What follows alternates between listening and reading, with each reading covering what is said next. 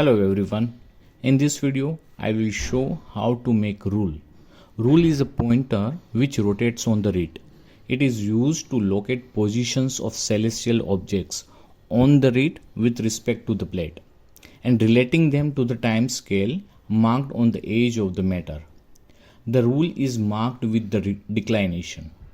The method used to mark the declination on the rule is the same as marking the Tropic of Cancer and Tropic of Capricorn.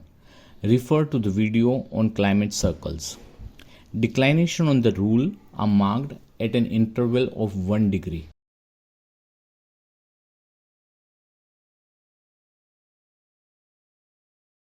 Celestial equator is 0 degree declination. So mark declination towards the Tropic of Cancer in positive 0 to 90 degrees and negative towards Tropic of Capricorn from the celestial equator. This completes the projection of front side of the astrolabe.